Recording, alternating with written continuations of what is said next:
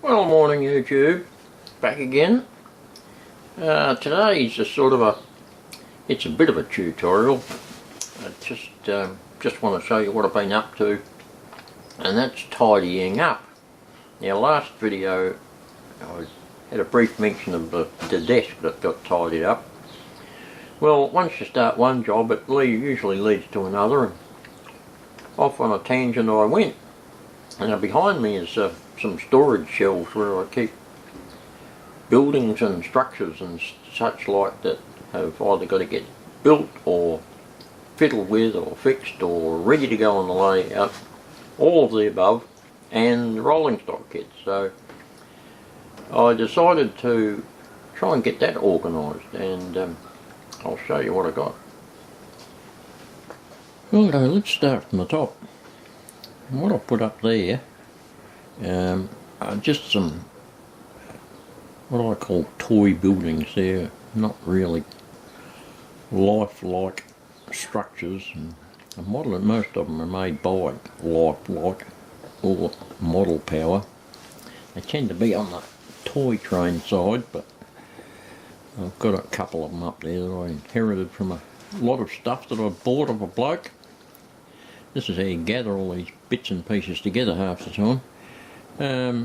Next to them I'll zoom in a bit more so you can actually see what's going on up there. So next to them I've got engine sheds.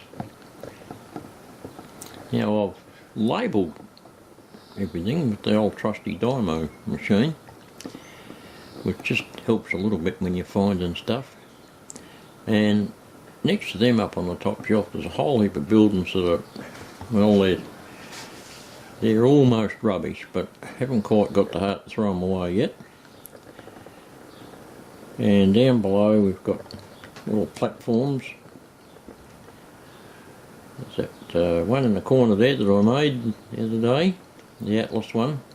And we've got freight buildings, and coal, and some box there with all the little tiny huts and things that you find on the side of the tracks, little trackside bits.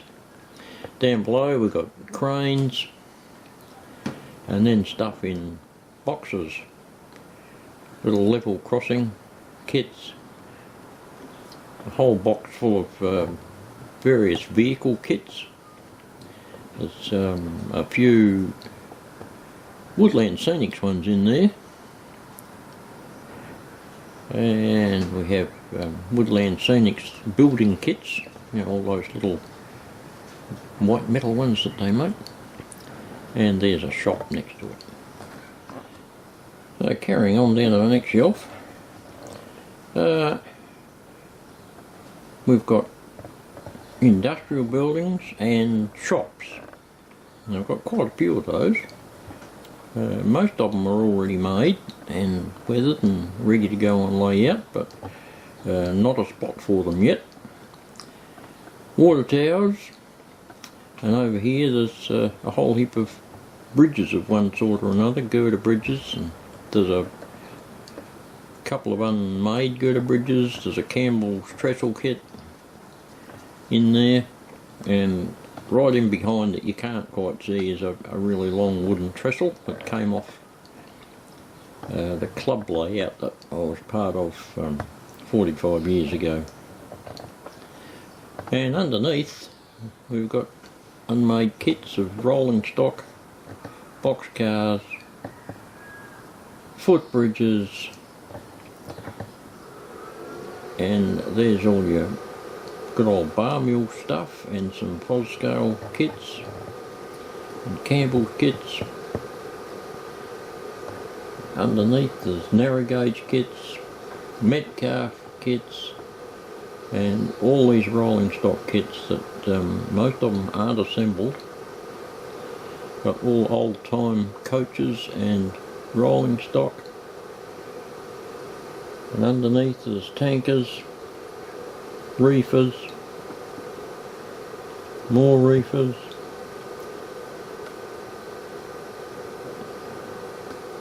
and all the way across to flat cars and cabooses. down below in this corner, this is the corner with the real old Craftsman kits, a couple of them of which I've shown you in the previous video, and I'll drag a couple more of those out down the track a bit, just show you how wonderful they really are. And all the rest of that shelf is filled up with various hopper kits.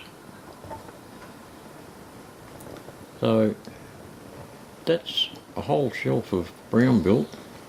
Now I'll just spin round because I had nowhere to put houses. And zoom back out here. I've got a paint cupboard in the corner there. I'll just straighten the camera up.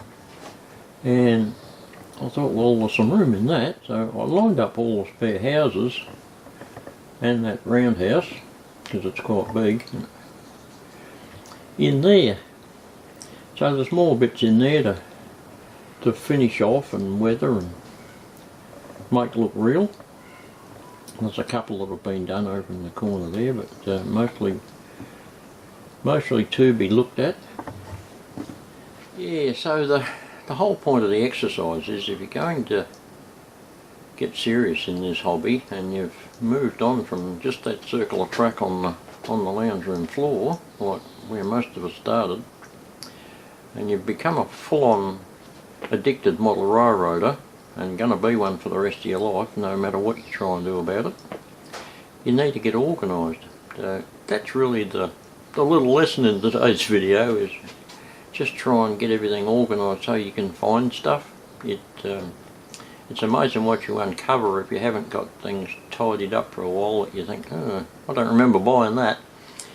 So yeah, that's the whole point of today's exercise, is try and get somewhere like some old brown built shelves or something like that, anything that'll do the job, that you can label and get tidied up.